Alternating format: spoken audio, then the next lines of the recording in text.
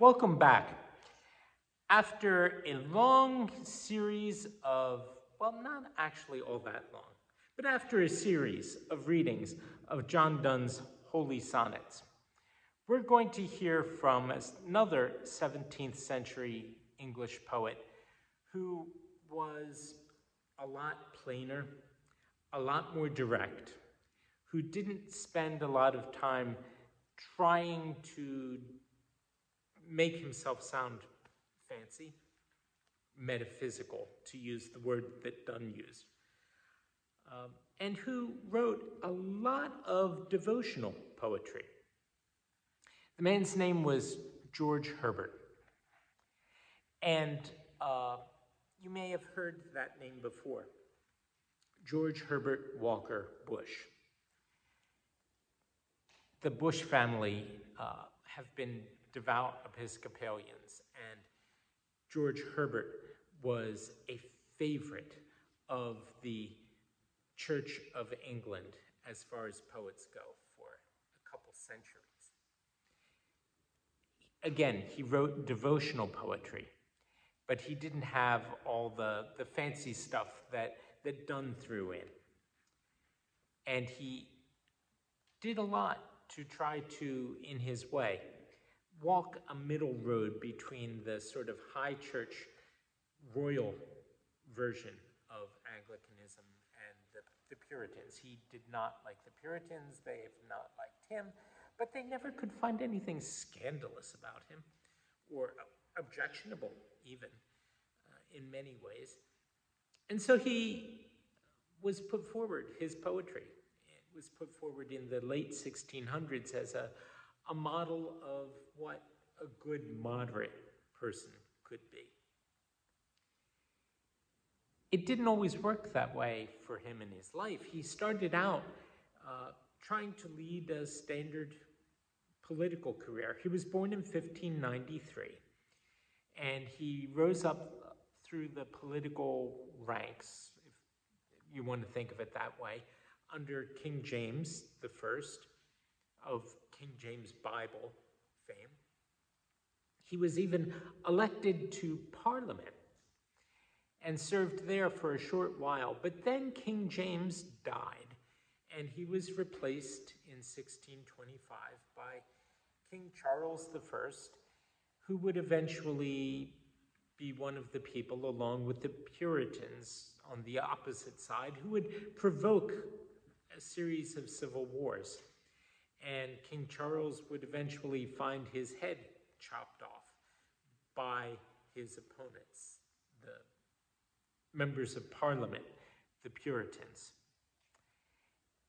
George Herbert, I don't know whether he saw that stuff coming or not, but he sort of got fed up with the whole political system in the 1620s, and he decided that the thing for him to do was to go back and become ordained and find himself a nice country church to settle into.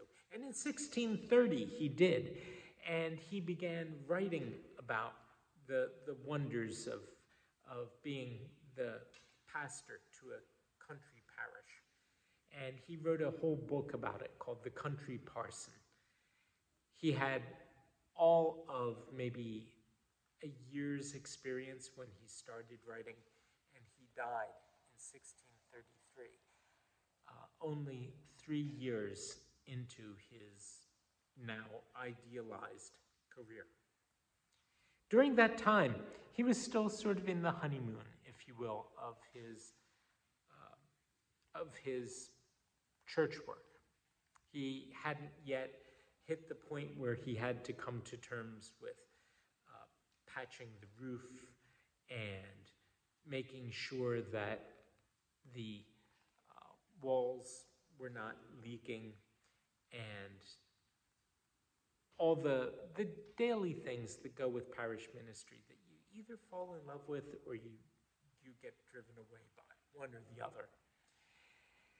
Well, he died in the midst of that, but not before leaving behind him, among other things, a series of poems about the actual church building that was part of his parish.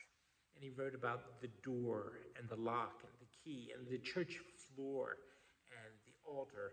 And he developed a whole series of poems that actually are very beautiful and are good reminders of what it can mean to be in the same place week after week after week for, in many cases, your entire life. And what God teaches us about patience, about constancy, by being in the middle of that Sunday to Sunday, week to week, month to month, Christmas to Christmas, Easter to Easter pattern that helps form us and shape us and prepare us for heaven and for eternity. So we're going to be hearing from him over and over, but I just want to start reading this series with one poem that is actually still used as a hymn in the United Methodist hymnal.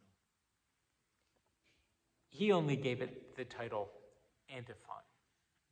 We usually call it by its first line, and it goes like this. Let all the world in every corner sing, my God and King. The heavens are not too high, his praise may thither fly. The earth is not too low, his praises there may grow. Let all the world in every corner sing, my God and King. The church with psalms must shout, no door can keep them out. But above all, the heart must bear the longest part. Let all the world in every corner sing, my God and King. I'll see you tomorrow.